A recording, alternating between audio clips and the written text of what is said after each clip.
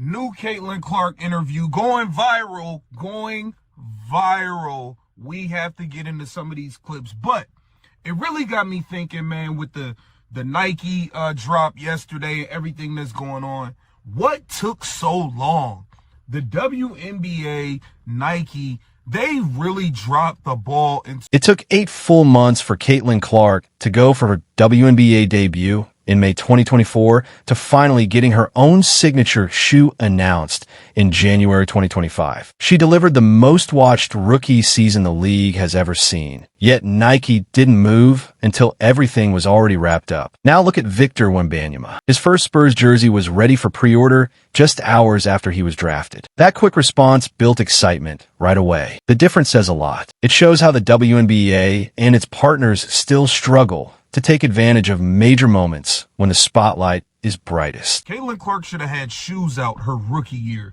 Caitlin Clark should have been being supported by the WNBA rather than being sabotaged and targeted by the very league she is making popular single-handedly.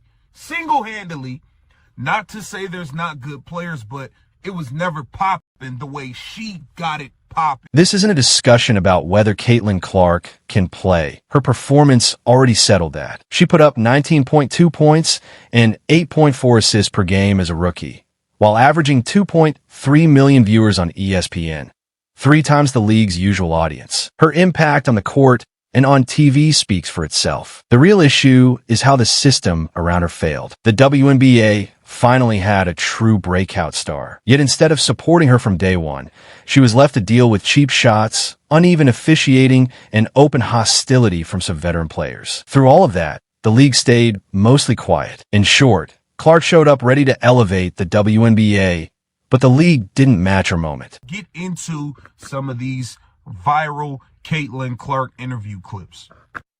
As our fans watch this video, they probably have watched your new commercial. So you got a group of people like featuring in your new commercial. What do they mean to you? Well, I think a lot of the people that are in this commercial are either people I've met or interacted with or have been big supporters of my career this far, whether it was, me from a young age or, my college coach or Travis Scott, who came to a game when I was in college. He came to senior night. Pants. I love it. He brought some crazy energy on senior night, or the Kelsey brothers, who supported me honestly in college and even now professionally. So just a lot of different people that have really tuned in and really supported women's basketball, and then obviously specifically my career. So listen to how Caitlin Clark talks about the people who supported her in her Nike commercial. Travis Scott showing up at her senior night, the Kelsey brothers backing her in college, and players from the pros. Now look at who isn't mentioned. There's no acknowledgement of WNBA leadership, no league officials, no commissioner, none of the people who should have been publicly supporting their biggest star. Instead, she's thanking a rapper and 2 NFL players for being there, while the league she represents stood by as Kennedy Carter knocked her off the ball without even drawing a flagrant. And that moment in June wasn't just one bad play. It summed up her entire rookie year. Clark absorbed hard contact game after game with little protection from referees, and when fans called it out, they were labeled the problem, not by opponents, but by media figures connected to the league. The result was backward. The people who should have been safeguarding the league's most valuable player were busy defending veterans who were frustrated by the attention she brought in. Clark didn't just have to perform. She had to survive a season where the support she needed was missing from the very top. I already did a research on it, so I'm gonna do the breakdown and introduction for all of them. All right, I love it. 没错，所以我做了刚刚的这个广告解析。 As more and more people watch your commercial, your campaign, what do you hope they can take away from your campaign this time? I think for myself, it was kind of this just belief of you can kind of achieve anything, and you have this confidence, and you can kind of do it from anywhere. Clark talks about confidence, learning to believe in yourself, shooting in the driveway, having family in your corner from the beginning, building your own dream, and pushing it into reality. And while she's saying that, it's hard not to wonder what the WNBA could have accomplished if they had shown her that same belief from the start. If they backed her like Iowa did, protected her like a true franchise player, and marketed her with urgency instead of hesitation. Instead, Those first 8 months were dominated by debates about her fan base, whether she was overexposed, and whether veteran players deserved more attention. These conversations weren't wrong, but the timing was a disaster. You don't air those discussions publicly while your top draw is getting knocked to the floor on national TV. You handle those issues behind closed doors, establish clear expectations, and present a unified message. This moment helps everyone, and we're moving forward together. This confidence, and you can kind of do it from anywhere and make it your own. I feel like that's kind of been my story of like, I have a lot of this confidence. It started, you know, in my driveway as a young kid of this belief of like wanting to be really good at basketball and spending a lot of time doing it. And, you know, my family were my biggest supporters since day one, and they kind of helped build that dream with me. And then now getting to do it on the biggest stage, I think is pretty special. And hopefully, you know, I feel like inspiring the younger generation, it doesn't even have to be for them to play basketball, but for them just to achieve and believe what. Look at her expression when she talks about going to China. That's real excitement about growing the sport worldwide. Clark understands what Nike already knows and what the NBA realized decades ago. Basketball isn't just an American game, it's a global product, and star players open doors to new audiences. Yao Ming connected the NBA to China. Dirk Nowitzki turned Germany into a basketball country. Caitlin Clark could do the same for women's basketball, but only if the system around her is built to support that level of growth. And that's the part that keeps getting lost in arguments about the CBA and revenue sharing. The league is fighting over how to divide the current money instead of figuring out how to make the whole business bigger. The WNBA keeps slicing the same pie when the pie could be 10 times the size if they promoted their stars the way successful leagues do. Clark already showed what's possible. Indiana went from averaging 1,800 fans in 2023 to selling out arenas in 2024. That's not a small bump. It's proof that the demand is there if the league chooses to meet it. They're in Indiana Fevers, but when people started to notice you already a dominant player, a winner already. But let's go back to the beginning of your basketball journey. Is there any moment you feel like basketball is a little bit challenging for you, or you're born to be a winner, you never feel like that? That's a great question. Honestly, I feel like there's obviously a lot of challenging moments throughout my career. I feel like I probably always had a lot of natural skill, but I also wanted to get a lot better at it. So I always found ways to challenge myself.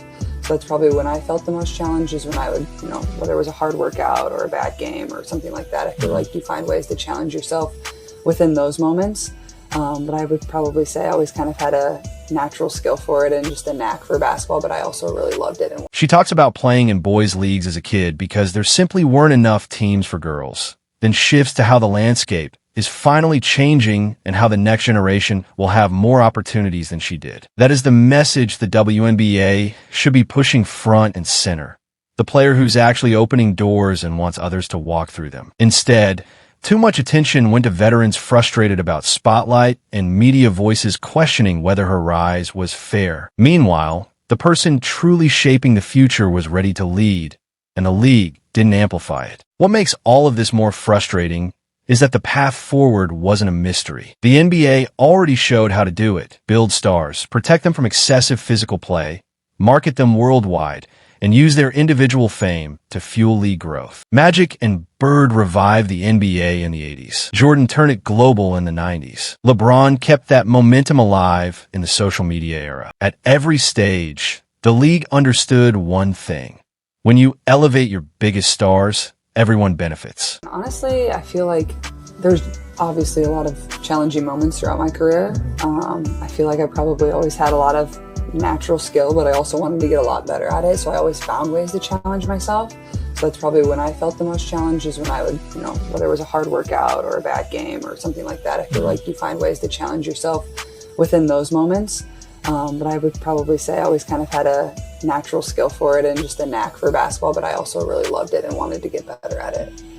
经过一番尝试之后，我们在黑暗中重新开始了这个问题。In China, like people notice. She talks about watching players up close as a kid and how those moments shaped her. That's exactly the kind of experience the WNBA should be creating at scale, putting Clark in front of young fans as often as possible. Signature shoes kids can actually buy, stores featuring her gear, youth camps, overseas tours in the off-season. Every one of those moments builds the next generation of supporters who grow up wanting to follow her path. Instead, by the end of 2024, the CBA still wasn't finalized. Players were worn out from negotiations. Fans were tired of not knowing what was coming next. And at the same time, Unrivaled was getting ready to launch in January with big-name WNBA players competing in a separate 3-on-3 league. That didn't happen because players suddenly wanted a side project. It happened because the WNBA didn't offer a strong, unified off-season structure. A gap opened, and someone else filled it. And that gap came at a real cost. Analysts estimate Clark's rookie year generated around $240 million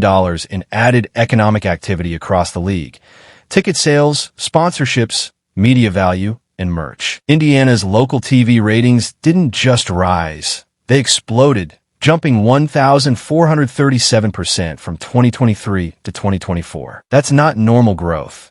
That's a once-in-a-generation shift in public interest. But instead of turning that surge into long-term momentum, the league let the offseason get swallowed by labor disputes and doubts about the 2025 season. It's like launching the iPhone and then spending half a year arguing in public about how to divide the profits while a rival company releases its own product. The WNBA captured lightning and then gave it room to escape. The delay from Nike stands out because signature shoes are how basketball players turn into cultural icons. Kids don't just watch highlights. They buy shoes, wear them to school, and argue about whose line is the best. That's how long-term fandom is created. Jordan Brand still brings in over $5 billion a year, decades after Michael Jordan retired, because people who grew up loving him passed that loyalty to their children. Caitlin Clark could have started building that same legacy immediately.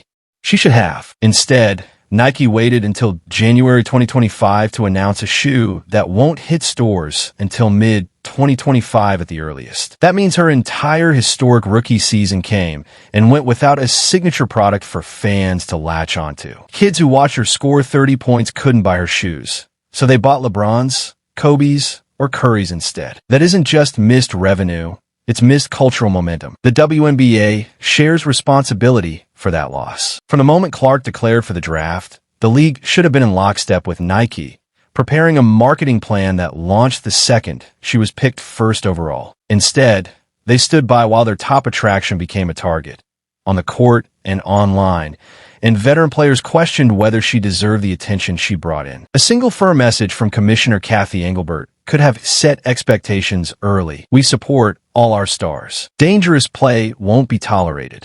And we're proud Caitlin Clark is bringing new fans to the league. That's all it would have taken to establish the tone. Instead, silence from the league office allowed a narrative to grow that Clark's popularity was somehow a problem. Meanwhile, physical play went unchecked. Clark took hard hits night after night with minimal protection from officials. The June body check from Kennedy Carter should have resulted in an immediate flagrant 2 and suspension, but instead was only upgraded to a flagrant 1 afterward with no further consequences. That decision signaled to every defender that extra physical play against the league's biggest draw would go largely unpunished, and it shaped the rest of her season. You could be as physical as you wanted with Clark, and officials rarely stepped in. Compare that to how the NBA handles star protection. When Zaza Pachulia injured Kawhi Leonard in the 2017 playoffs, the league reviewed the play, admitted the mistake, and tightened closeout rules the following season. When Grayson Allen delivered a dangerous foul to Alex Caruso in 2021, he was suspended right away. The NBA understands that protecting star players isn't special treatment. It's smart business. The WNBA didn't take that approach. Clark spent 8 months absorbing hard fouls,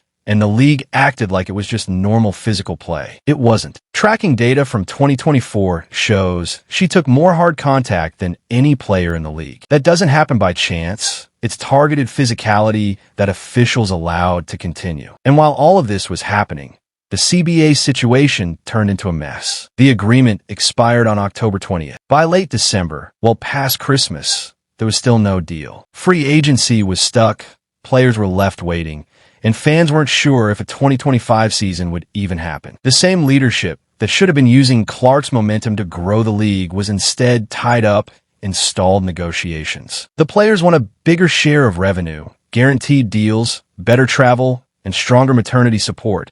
All valid points. The league says it's still losing money and can't promise major changes without increased revenue. Also fair. But the core issue is that both sides are fighting over a revenue pie that could be far bigger if the product were marketed correctly. Clark already proved the audience is there.